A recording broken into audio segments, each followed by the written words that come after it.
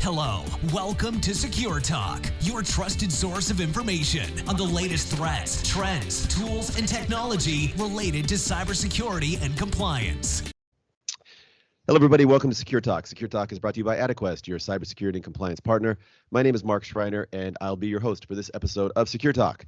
Today, we're going to be talking with Dimitri Nemirovsky, who is the co-founder and COO of Atakama. Atakama is a data security company that provides file-level encryption, and we're going to talk about that. But first, Dimitri, how are you today? I'm great. Thank you for being here, for having me here. I'm excited to be here. Likewise. Where are you at? So I'm in Midtown Manhattan. We're back in the office, and we have, I would say about, a few stragglers here. So about 25% of the office is back here. That's excellent. I'm on the opposite coast, and I'm not sure if you heard, but we just had two of the hottest days, the two hottest days in history, recorded history here in Seattle. And previously, I think the record was 103. We broke that on Sunday. And yesterday we were up, depending on whose numbers you look at, up in the 109, 110 degree range. It was crazy. How are things back there? Same. I don't think we're breaking records, but it feels like we are, So it's a steam box out there, and it's probably more humid than where you guys are. So it's pretty unbearable outside, even in the shade. Yeah, I mean, air conditioning is kind of a requirement. And it's funny because I grew up here and never thought about having an air conditioner. And yesterday I was calling around, who's got aircon? Who's got aircon? And a lot of restaurants were either shut down or their AC systems were maxed out because they're just not, it's not like they're Phoenix, type operations or something like that. So it's interesting to see how people adapt. But hey, tell me a little bit about, Atakama and how you became a co-founder, because from what I understand, you were previously an attorney. So I am a recovering attorney. I've been clean for about 3,682 days. I do have a sponsor, and not to diminish, the benefits of being a lawyer. It was definitely a circuitous path. And those people who know lawyers know that lawyers tend not to be technical, right? They tend to be very logical, and things need to be mapped out. And when it comes to tech, law firms tend to be laggards, right? And it was funny, my first job out of law school, working with older attorneys, and given the fact that I knew how to run an Excel spreadsheet, put together a PowerPoint deck, I was tagged as the technical guy, right? Give it to Dimitri. Dimitri knows everything about tech. And when I started my career, it was really around when e-discovery, electronic discovery, was becoming a thing. Right. Yeah. Prior to that, you literally had warehouses of paper. And in the early aughts, it started changing, right, and morphing to things being on disk. And when I say disk, I really mean a CD. Right. So for the millennials out there, that was like a thing that people used. Then it actually moved over to DVD, which had a lot more storage capacity. But even that in today's day and age is antiquated. And it was interesting, being around e-discovery at a time when it was becoming important from a multitude of reasons, right? If you think about cybersecurity, again, going back to law firms never had a security professional on staff. And if you think about law firms and the amount of information that that they receive on a daily basis, it's astounding, right? That, cybersecurity was just not a focus for them. That has certainly changed these days. But so the way that my career progressed, I started literally in the .com boom and bust period, right? So always enamored by technology and how technology plays a role in our environment.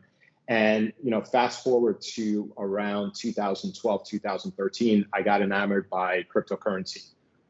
Really one of the early, what I would say, buttoned up guys to the space, because in New York, there was a hub of cybersecurity enthusiasts, and it's actually where I met my co-founder. And that's because when you would attend those conferences, most people look like they worked out of their parents' basement, right? Or were just graduating high school. And there were a few people that were, quote, institutional, right? Meaning they wore a suit and tie to the office, right? When people still did that. And we congregated, right? It was sort of like, natural, we spoke the same language, but very enamored by that technology, blockchain technology specifically as it relates to Bitcoin. And as we started conversations, we understood the benefits of the Bitcoin blockchain, and the fact that you're able to use private public key pairings to really secure what today is trillions of dollars of value, right? Right. Electronically, right? And if you think about that, that's a huge leap away from the way that most value is stored. Most value is stored through intermediaries, right? And it works out fine for us, right? I trust JP Morgan, I trust the banks, they're not going to abscond with my money. But at the end of the day, knowing that there's a technology out there that you as the holder can control, there's something to that fundamentally. And so fast forward, the way that Atakama was founded really was on that public-private key pairing, really fundamentally. And what we said to ourselves was, well, why can't we apply that to passwords? Mm-hmm. Right? And we did. And that was really how Atakama was born, because at the end of the day, splitting keys is what the underpinnings of our technology is. And distributing those keys out to physical devices is really the future, as opposed to the way most folks, individuals, whether they're just regular consumers or cybersecurity professionals, think about security or anything that relates to usernames, passwords, credentials, things of that nature, right? It's all centralized. And the way we come about it is to decentralize it. So that was really how we founded Atakama, and the first product that we brought to market was Encryption, built on distributed key management. Okay, so let's go back to 2014. You're in New York, and you're meeting with these Bitcoin blockchain enthusiasts, and I'm assuming you met your future co-founder through this organization, or right. At least somebody to help you kind of mature your idea. Blockchain is a lot more technical than an Excel spreadsheet, and some of the other things that you've been working on. E-discovery is essentially these days is you scan millions of documents and you use some type of OCR solution and then some type of solution to go through and identify all the information. I think it's a bit more technical. But how did you in the beginning, you had this idea, hey, we can use this somehow. How long did it take you, and what was the process to kind of develop the solution that you were going to found Atakama on? Yeah. So, for the record, I did take my first coding class in 8th grade. So I always loved, tech. And what's interesting is, I guess somewhere along the lines, I lost my way, went to business school, went to law school, but always loved tech. And the one thing that lawyers are great at is absorbing information, right? Mm-hmm. That's what they teach you. And they teach you very effectively to learn, to pick up, to absorb. And when you read something that, piques your curiosity as an individual, you explore it, right? You delve deep into it. And what's interesting is the first product we actually brought to market was something that actually, and to be clear, Atakama has nothing to do with the blockchain technology except for being inspired by that blockchain technology, Gotcha. Right? So we don't run on blockchain. But the first product that we brought to market, which was around 2015, was an identity solution that did run on the Bitcoin blockchain. And it was phenomenal, right? It was this really cool solution. And at the time, there was this enthusiasm around blockchain technology. And my co-founder and I both, I basically represented Wall Street firms. He's an analyst that comes from the hedge fund space. So all of our contacts were on Wall Street. And we started knocking on doors and saying, hey, we have this really interesting product that runs on blockchain technology. And at the time, folks were like, oh my God, you have an actual functioning product. Right. And this is really exciting. And then we're like, great. So would you be interested in a proof of concept? Would you be interested in potentially in purchasing this product? And as enthusiastic as they were, on the flip side, there was this incredible hesitancy, right? Because you have these regulated entities, perhaps the most regulated entities in the world. And we were asking them to use a product that ran on specifically the Bitcoin blockchain. And so on the one hand, they were incredibly excited for a product that actually ran on blockchain. But on the flip side, they were like, yeah, we can't sell this internally. It's the Bitcoin blockchain, right. OFAC and things of that nature. And you have miners in China and North Korea and God knows where. No way we can get this approved internally. So that really caused us to reevaluate. And as a startup, one of the things that you're really able to do is be dexterous and be able to pivot. And we sat down to ourselves. And what was interesting when we had these conversations with these professionals at these various banks, We also mentioned that, look, it's an identity product that's built on Bitcoin blockchain, but one of the features we're also going to have is encryption built on our distributed key management solution. And they would all, to a T, kind of say, oh, tell me about that. That's really interesting, right? So we understood that there was a problem around cybersecurity and object level encryption. And that's where we said to ourselves and really had an epiphany moment where we sat down and said, okay, the challenges of selling Bitcoin blockchain, which is a real blockchain technology as opposed to some of these others that are private blockchains, which really is a distributed database and doesn't bring any security to the table. We said to ourselves, okay, what can we do with the underlying distributed key management part of this, but not have to rely on the Bitcoin blockchain? And so that's where we discovered, an encryption solution, which really morphed into where we are today, which is, again, it's inspired by the Bitcoin blockchain, given its distributed nature, but you do not need the blockchain in order for it to function effectively. So instead of using the blockchain, we basically split the keys out on physical devices. And that was really the epiphany, the aha moment, and what brought us where we are today. Okay, so and why don't you walk us through a couple use cases of your solutions right now? So let me take it a step back and tell you why we solve for the quote encryption problem. Sure. Encryption as a solution, as a technology, is pretty darn good, right? You encrypt something and you're preventing a third party who shouldn't have access to the information from being able to access it, right? And that's really what encryption is. Unfortunately, encryption is complicated and complex to an end user. And so the way that most encryption solutions solve for that problem is they connect encryption to identity and access management controls. What that means is I, as the user, I log into my computer, whether I'm using some MFA or SSO, whatever the case may be.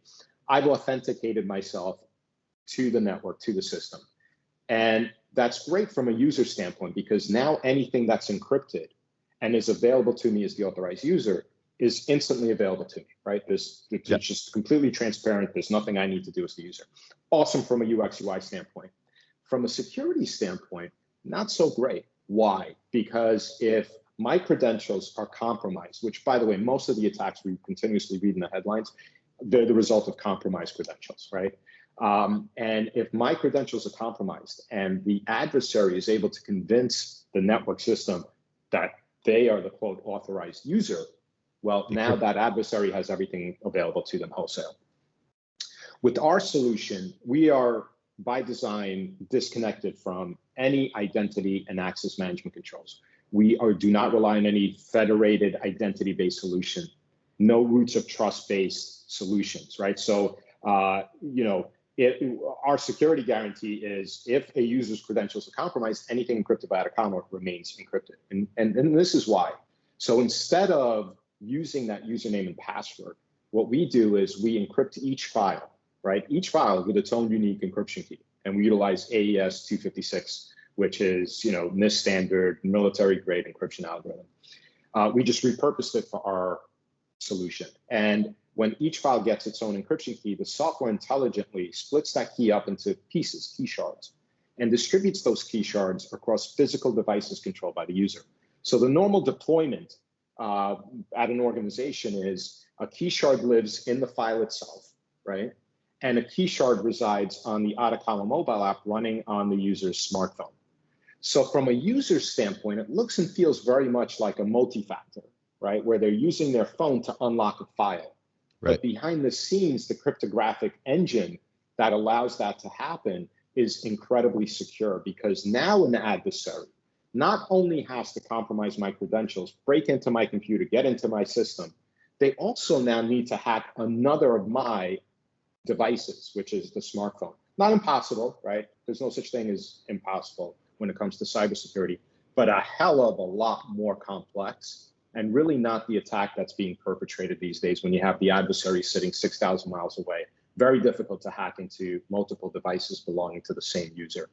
And that's because there's no interoperability of key shards. So we've really changed the attack surface and made it a hell of a lot more complex for an adversary to be able to compromise a system and attack files and exfiltrate those files if they are encrypted at the object file level. So Okay. your question was some use cases. Well, So let me just yeah, go ahead. just confirm. So and you know, I noticed on your website one of the phrases or terms that you used was multi-factor encryption, which typically it's multi-factor authentication, multi-factor encryption.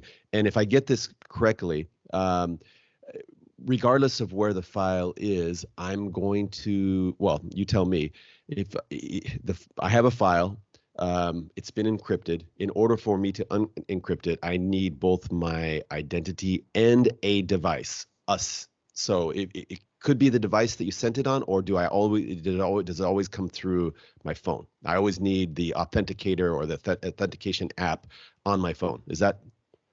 You always need, with our design, you always need a minimum of 2 devices. Okay. And right? then okay, now walk me through how it actually works. Am I going to get a code or something like that, or an approval request or something like that? So you walk through. Okay. Yeah, exactly right. So by the way, we go where the files are. So the files can be stored locally, on-prem, in the network, any of the major cloud providers, private cloud, whatever the case may be. We are platform agnostic, right? So whichever way you access your files, you continue to access your files, except now they have a little lock icon, a badge, and it's a visual cue to designate to the user that, hey, this file is locked. And when the user goes to open up the file, they double click on it as they normally would.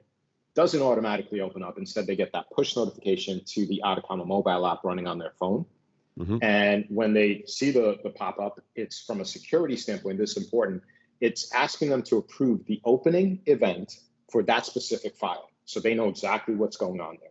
When they tap that big green button, they're sending back a piece of the key shard to their computer where the decryption key is reconstituted and the file is decrypted, right? So that's the user experience to decrypt one file. Now, depending on the policy that the company wants to I was just going to ask you about that. Yeah. They don't have to be as restrictive as to require tap to approve for every single file. We get it. We live in a practical world. There's always that counterbalance between security on the one hand, usability on the other. And so we've introduced some flexibility into the process.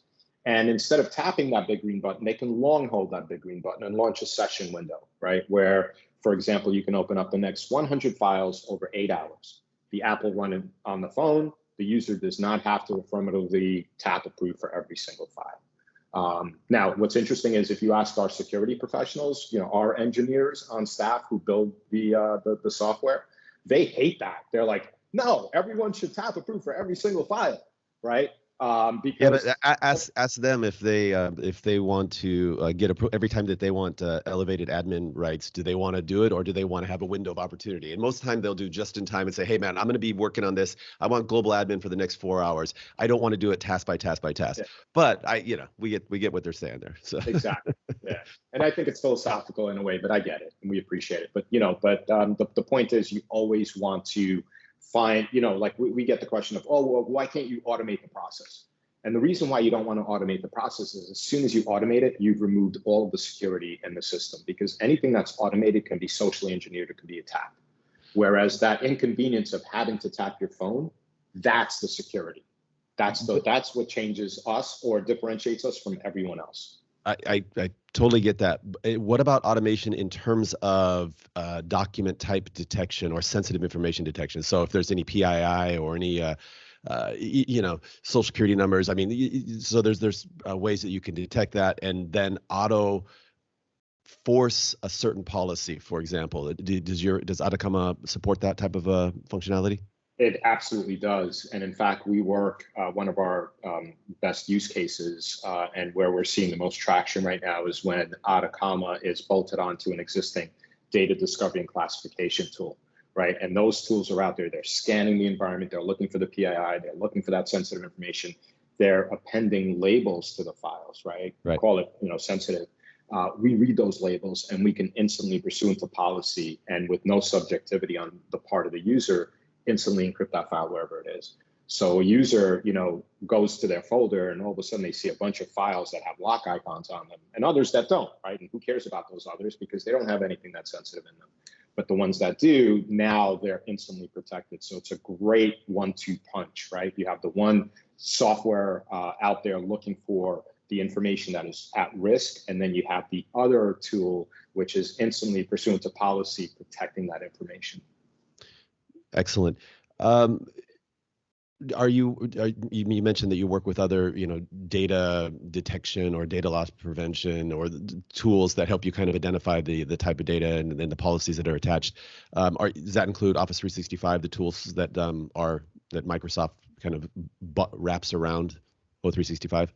Yes. So if the organization has an E5 or an E7 license, as an example, that means they have available to them Microsoft's information protection feature, which is a cool feature. The only negative is it only applies to Microsoft Office files, which is a little bit of a disadvantage. But still, yeah, we work perfectly with Microsoft information protection.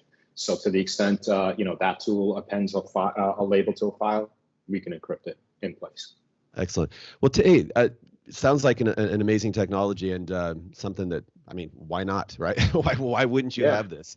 How does it?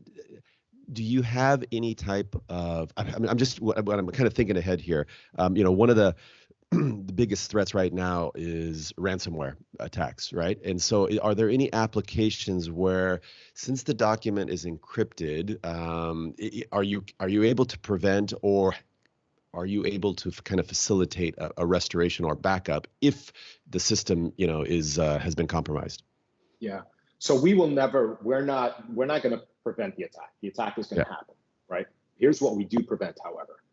With Atakama, it is virtually impossible for the adversary to wholesale exfiltrate the Atakama encrypted files, right? The worst they can do is if they're eavesdropping on someone's computer and the user opens up the file, then yeah, they'll be able to grab that one file, right? But because Atakama by default, everything is just at rest encrypted, right? The adversary is going to break into the system and start exfiltrating, stealing the files, right? And as soon as they do that and they'll try to open them, it's the ciphertext encrypted version of the file. So we mitigate those attacks completely, and we do so in such a way where we can provide certain security guarantees that no other vendor out there can. Right. So a lot of those attacks that we see where, they're not just locking up the file and saying, hey, you need to give me 5 Bitcoin and I'll give you the decryption key. They're stealing the information because they've become a lot more sophisticated and understand that, you not being able to access your files. Yeah, that stinks. But the threat of me publishing your client information online, that's going to sting a lot worse. Right. And the stakes are a lot higher when it's like, oh man, this is information that was entrusted to me. And now I've let it, leave our doors, even though I've been attacked. I'm the, in this scenario that the victim, no one cares. Right. Now I need to do what I need to do, which is pay the Bitcoin. And hopefully that guy loses the files. But once they're out there, they're out there. We mitigate that, meaning the only thing that the attackers will be able to steal is the encrypted ciphertext version of the file. So it's a use case that we're seeing a lot of. Unfortunately, we're seeing it, from victims, meaning companies that were hit and now are looking for remediation and, products like ours that can prevent it from happening again. Excellent. Okay. Well, tell me a little bit about your business model and how do you engage with prospective customers? POC or just a simple demo? I mean, how does it work? Yeah, so we have a terrific marketing and sales team, and we work exclusively with the channel. So we have Ingram Micro as our national distributor, and then we have a bunch of reseller partners across the United States and elsewhere. So we don't sell directly, but we will, do the lion's share of the heavy lifting. We'll do the demo for the client, if it's an inbound. And then as soon as they're ready to buy or POC, then we will hand them over to the reseller partner. Mm-hmm. And that's usually how the channel works. Or if, it's inbound through one of our reseller partners, we'll likely do the demo, the initial first touch, and sort them out with the POC. And then ultimately the sale will be consummated through the reseller. Excellent. One of the concerns when you adopt any kind of new device level security measure, anything, is the user experience and that change management. It doesn't sound like too heavy of a process, but do you have any programs in place or best practices to kind of facilitate the rollout? Yeah, believe it or not, like that question right there comes up, a lot. Too often, because whenever there's a change, people don't like change, right? That's just in our nature. I don't care what it is. No one likes change, right? Because everyone's fearful of the unknown. I would equate our solution, if 15, 20 years ago, when the MFA guys were knocking on the door of companies and saying, hey, look, your password management solution right now, the fact that you require a password and username is not sufficient. You need to be using a second factor. Here's this little token that your users are going to have, right? And they're going to carry it around on the keychain. And then when they log in, there's going to be a little code here that they need to enter. Those guys were getting laughed out of the building, for a slew of reasons. Fast forward to today, and that token is now a soft token, right? It runs on the phone. And I think a lot of users and a lot of those MFA guys did a fantastic job preconditioning users to know that they have to use their phone when it comes to interacting, with their systems at work.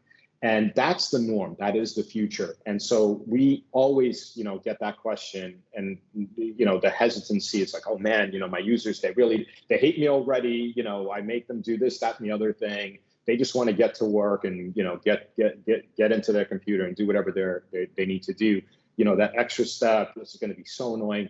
Once you start using our software, it's very similar to that 2FA feel, right? So people know what it is. There's really no training required. You see the lock on the icon, and you're using your phone to unlock it. Users don't even need to know what's happening on the back end, the fact that there's encryption. And it becomes very intuitive. You see that aha moment, you see that light bulb go on, you see the eyes open up and you're like, oh, I get this. I get exactly what's happening here. And in some respects, when they start using it, it empowers them, right? Because they know that the file is locked until they are interacting with it. And there's something to that, right? That empowerment, that it's like, hey, the bad guy can't get into this thing because I have the key on my phone. Sure.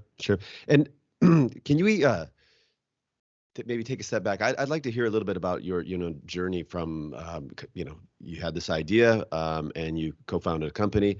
How did you go out into the market and find funding, and what was that process like? Yeah, so the initial funding, believe it or not, was in 2014. Mm-hmm. And that was for a completely different business, which was, it had to do with Bitcoin and blockchain. And since then, we've pivoted twice, right? And that's just the nature of startup land. You see the opportunity, you pivot. Since then, we've gotten some infusion of additional capital from some angels, some convertible notes, founder money, and we are probably going to raise at some point this year. We timed the raise, which would be the equivalent to, I guess, a Series A. We timed it to coincide with revenue, right? We want the best valuation we could possibly get. We have revenue now. We have customers that we can tout. These are Fortune 500, some are multinational corporations. So we're quite proud of our customer base. It continues to grow. And actually, we're introducing an individual consumer version in the coming weeks where anyone in the world can just download the software and begin using it for free. And our philosophy is security is important. A product like ours, should be utilized by individuals. And, we'll generate our revenue from the businesses and offer the software for free to individuals. Excellent. And did you feel that going out and getting your initial funding, were there any unique aspects to doing that in the cybersecurity space? Any particular questions or concerns that are unique to this space, or is the process more or less the same for all technology startups? I think the process is more or less the same. For seed capital, it's the idea. Right? Is the idea, interesting or not? I think more often than not with cybersecurity, I think it's more challenging because it's a very noisy space, right? It's a very commoditized space in a way. If you look at, who provides cybersecurity solutions, the startups that tend to do well in the cybersecurity space, they're coming at it from a different mindset, right? They're coming at it from a different point of view, and they're disruptive. Right, they're bringing something to the table that up until now the security professionals have not been aware of, right? And more often than not, and I don't want it to sound like, it's a solution looking for a problem. It's really changing the mindset, the messaging of how to look at the problem and attacking it in a different way. So I would say that, if you're coming out with a cybersecurity solution that is consumer based, I think you would have an easier time than a cybersecurity solution that is business B2B based. And that's because, adoption by consumers, it's easier to get the adoption, right? In a lot of respects, if you market it the right way, if you're bringing a product into the market that is, potentially solving a pain point for individuals. With businesses, I think it's harder to demonstrate the value proposition, right, as a startup.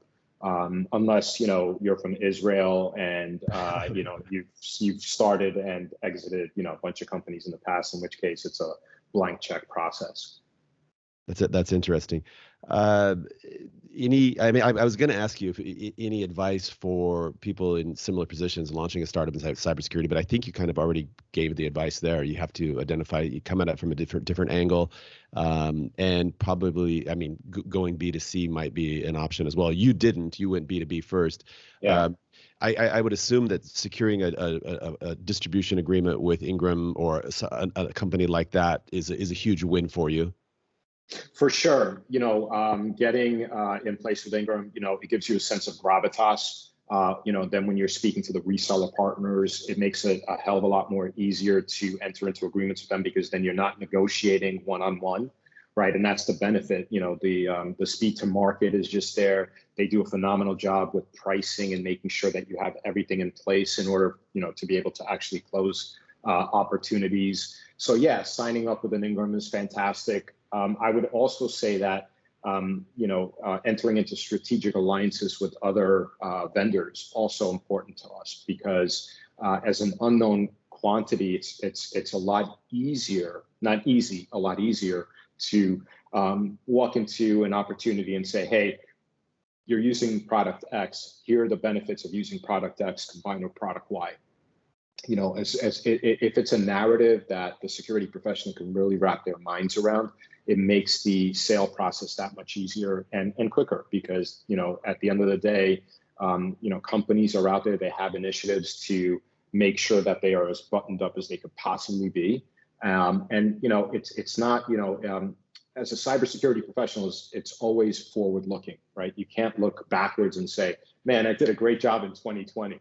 Right. It's like it's irrelevant, right? Because if you get hit or or data leaks, tomorrow, no one's going to remember anything in the past. And it's one of those positions, unfortunately, where it's asymmetric risk, right? No one's patting you on the back and saying, hey, you weren't attacked today? Great job. You're going to get this huge bonus, right? It's usually the opposite. It's like, we were attacked. Why were we attacked? What did you not do right? So it's a tough job. And we feel for them, and that's why our product in the marketplace is there to help them do their job. At the end of the day, that's what we do. I'm intrigued, and when the consumer version comes out, I'd definitely like to check it out and try it out. Tell me about the name. Atakama. So yeah. it's named after the Atacama Desert in Chile. Obviously, not spelled the exact same way. Atacama is spelled with a C. We spelled ours with a K. Interesting origin story. We were looking for names for the company, and we had a name for the corporate entity, but for the product, we were looking for a name for the product, to be specific. And my co-founder and I, we're pretty agreeable, right, when it comes to business and whatnot. We challenge ourselves, obviously, but pretty much agree and see eye to eye on a lot of things. Could not agree on names, completely orthogonal from one another, right? Just could not agree on names. And he was traveling a couple of years back in the Atacama Desert in Chile, he and his wife. And as they're driving through this desert, they're both commenting on how beautiful it is, but how void of anything it is. And it kind of dawned on him that our software, there's some corollaries there, right? Because our software is super elegant in its solution, and to the adversaries, we make it barren, right? There's nothing there for them. And he brought the idea back, and he put Atacama up on the whiteboard. I came over, I erased the C and put in a K, and he started laughing. He said, I knew you were going to do that. And that's because one of the things that I loved about names, I think the K in the name is a very prominent letter. And, and luckily the domain was available as well for a relatively inexpensive amount, whereas Atakama, obviously named after the desert with the sea, is not available. So it worked out pretty well. And the other thing we learned quickly is it's super advantageous to have a name that begins with the letter A, because like Amazon and Apple usually come up first. So when you're listed in a webinar, your name is up there. So, we're quite pleased with the name, like its symmetry with the 4 A's and the K in the middle. So there's an actual story behind it. No, I like it, and it's funny because you're talking about how you guys usually agree on everything except for the name. It reminds me of some of the discussions I had with my wife when it came to naming our children. So, and interestingly enough, with all of our 3 children, all have a K in their name, and the option was with all their names it could have been a C or a K, and we opted for the K. I'm Mark with a K, and so we had to have that in there somehow. Awesome. And so yeah, but it also, to me, Atakama, I lived in Japan for about 5 years, and it looks and sounds like a couple of different Japanese words. It's kind of an amalgamation. I mean, there's atami, which is head, or atama, head. And then there's some other words that are like atatakai is hot, and then there's kama, and so there's all kinds of things there. It's kind of it's a cool sounding name. Thank you. And it's funny. So the few things that we did agree on with names, both of us do prefer Japanese sounding names. So it worked out really well in that regard. And what's funny, you reminded me when we came to we agreed on the name and told our engineering team, hey, we're gonna name the product Atakama. One of the engineers said, "Oh, so we create a digital desert for the bad guys." So it worked out really. Actually, that's well. Great. Yeah. Welcome to. Yeah. Hey, Dimitri, I've really enjoyed this conversation. For anybody who wants to get more information about Atakama, or I don't know if you guys are doing any virtual events or anything like that, where should they go? Where should they look? Absolutely. So our website, www.atakama.com. Or they should feel free to email info@atakama.com, and one of our team will definitely get back to folks. We do a 15-minute lunch break every other Thursday, so it's a great way to see the software in action. We do live demos all the time for folks who are interested. So super pleased to follow up with anyone who's interested. That's excellent. I will put links to your site in the description of this episode. Have really enjoyed the conversation, and I wish you and the Atakama, that's a mouthful there, the Atakama team, a great end to our second half of 2021. Thank you so much. Really appreciate this. Bye-bye. Hello, welcome to Secure Talk, your trusted source of information on the latest threats, trends, tools, and technology related to cybersecurity and compliance.